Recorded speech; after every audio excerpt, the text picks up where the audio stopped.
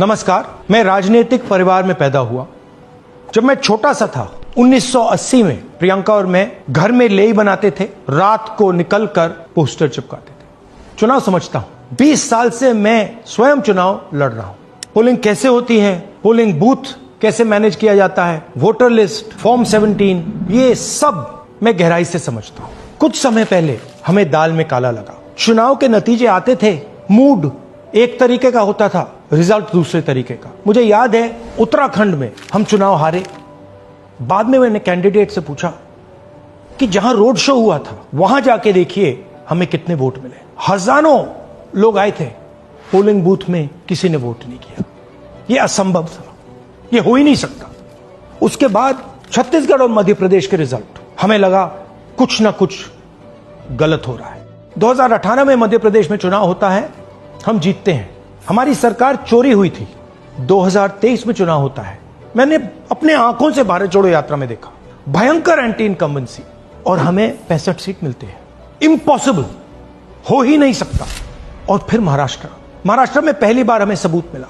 विधानसभा और लोकसभा के बीच में जादू से नए वोटर आते हैं, और जहां भी इन नए वोटर्स ने वोट किया वहां वोट बीजेपी को गया। महाराष्ट्र चुनाव के बाद जब हमें डाउट हुआ, हमारे गठबंधन के सारे नेताओं ने प्रेस कॉन्फ्रेंस किए और हमने इलेक्शन कमीशन से कहा कि आप हमें वोटर लिस्ट दीजिए, वीडियो रिकॉर्डिंग दीजिए।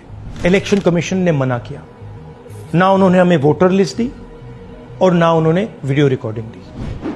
डाउट हुआ, क्यों नहीं दे रहे, क्या कारण है?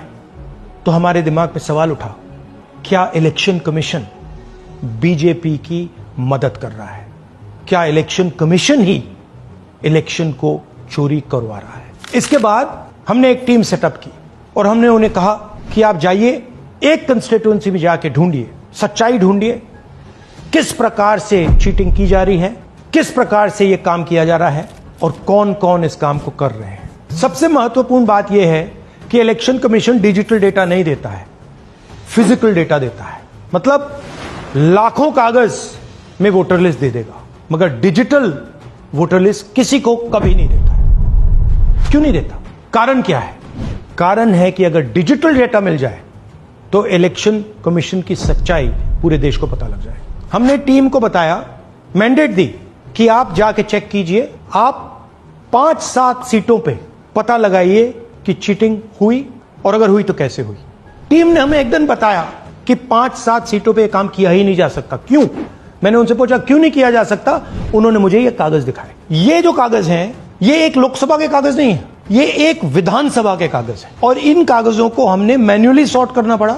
और पूरा का पूरा काम जो हुआ है, इसमें 6 महीने लगे हैं, और एक असेंबली सीट में हम ये काम कर पाए हैं। क्यों? क्योंकि डिजिटल डेटा नहीं दिया जाता। अगर इलेक्शन कमीशन ने हमें डिजिटल डेटा दिया होता तो हम ये कार्रवाई पूरे देश में, हर लोकसभा में, हर विधानसभा में 15 मिनट में करके दिखा देते। हमारे पास अनलिमिटेड रिसोर्सेज नहीं है, इसलिए हमने ये रिसर्च सिर्फ एक लोकसभा में, एक विधानसभा सीट में की। मगर मुझ में अब पूरा भरोसा है कि ऐसी 100 से ज्यादा सीटें हैं हिंदुस्तान में।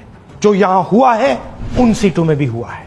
और याद रखिए, अगर बीजेपी को 10-15 सीटें कम आती तो आज नरेंद्र मोदी प्रधानमंत्री नहीं होते, इंडिया गठबंधन की सरकार होती।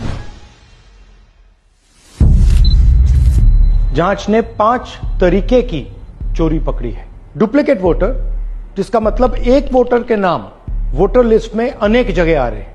फेक एड्रेस, मतलब एड्रेस है ही नहीं, या फिर house number 0। Bulk voter in single address, मतलब एक छोटे से घर में 40, 50, 60 लोग रह रहे हैं। इनवैलिड फोटोज, छोटी सी फोटो है या फिर फोटो ही नहीं है, और वो जो छोटी फोटो है वो दिखती भी नहीं है। कौन है, किसका चेहरा है, नहीं पता लग सकता। Misuse of form 6। Form 6 first time voters के लिए होती है, मतलब जिनकी एज 18-20 साल की हो, मगर वोटर लिस्ट में 90 साल के लोग फॉर्म 6 का प्रयोग कर रहे हैं। चुनाव में 6,50,000 वोटर थे, उसमें से 1 लाख चोरी के थे। अब मैं आपको 5 उदाहरण देता हूं। यह देखिए, गुरकीरत सिंह डांग, इसका नाम 4 अलग अलग बूथों पे आता है। यह कैसे हुआ और क्यों हुआ? एक और उदाहरण, विशाल सिंह, वाराणसी में वोटर लिस्ट में नाम है और बेंगलोर में 2 बार वोटर लिस्ट में नाम आता है। क्या ये वाराणसी में वोट कर रहे हैं या बेंगलोर में वोट कर रहे हैं या दोनों जगह वोट कर रहे हैं? एक और उदाहरण देखिए, हाउस नंबर 0। तो आपने कभी सुना है हाउस नंबर 0? हमने तो नहीं सुना था, मगर बेंगलोर में हजारों हाउस नंबर 0 हैं वोटर लिस्ट पे। हाउस नंबर 35 की कहानी सुनिए। छोटा सा घर है, ज्यादा से ज्यादा 4 लोग रह सकते हैं, मगर इस 35 में 80 लोग वोटर लिस्ट में रजिस्टर्ड है। ये ईआरओ ने कैसे अप्रूव किया, क्यों अप्रूव किया, पता लगाना है। अच्छा, अब ये देखिए वोटर लिस्ट, इनकी फोटो देखिए, या फोटो है ही नहीं या फिर छोटी छोटी फोटो है तो दिख नहीं सकती। इन वोटर आईडीज पे वोट दिया गया है। अब मैं आपको बताता हूं शकुन रानी की कहानी। फर्स्ट टाइम वोटर बनी है, 70 साल की आयु है। एक बार फॉर्म 6 का प्रयोग किया और उसके कुछ ही महीने बाद दूसरी बार फॉर्म 6 का प्रयोग होता है। 2 बार इनका नाम वोटर लिस्ट में आता है और फर्स्ट टाइम वोटर की लिस्ट में आता है। ये फर्स्ट टाइम वोटर हो ही नहीं सकती। तो क्या शकुन रानी जी ने वोट किया या किसी और ने शकुन रानी जी के लिए वोट किया? ये ही छुपाने के लिए सीसीटीवी का डेटा हमें नहीं दिया जा रहा है। और ये शकुन रानी जी अकेली नहीं है, ऐसे हजारों लोग हैं जिन्होंने फॉर्म 6 का प्रयोग करके 2-3 बार वोटर लिस्ट में नाम डाला है। हमने पहले इलेक्शन कमीशन से इलेक्ट्रॉनिक वोटर लिस्ट मांगी थी, सीसीटीवी फुटेज मांगी थी। उन्होंने अपना काम नहीं किया, हमें नहीं दिया। फिर हमने अपना इन्वेस्टिगेशन कराया, आरटीआई भरे और हमारे पास डेटा आया। भाई और बहनों, सच्चाई यह है कि हिंदुस्तान में इलेक्शन कमीशन और बीजेपी मिलकर इलेक्शन चोरी कर रहे हैं। यह पूरा का पूरा सबूत ब्लैक एंड व्हाइट में आज हमने आपको दिया है। इलेक्शन कमीशन जानता है कि हमने उनकी चोरी पकड़ ली है, इसीलिए एसआईआर आया है। यह एसआईआर जो है इंस्टीट्यूशनलाइज चोरी है।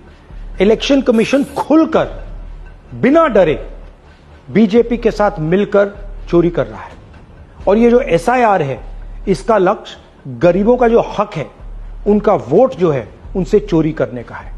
मैं आपको एक और बात बताना चाहता हूं। इस पूरी इन्वेस्टिगेशन में हमने वोटर एडिशन को देखा है, मगर जितना एडिशन होता है शायद उससे ज्यादा डिलीशन होता है, सबट्रैक्शन होता है।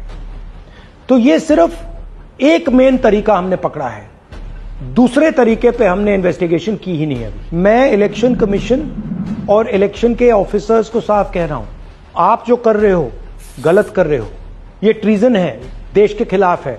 यह मत भूलिए, टाइम आएगा हम आपको पकड़ेंगे, बचने वाले नहीं हो। It is critical that we expose voter चोरी।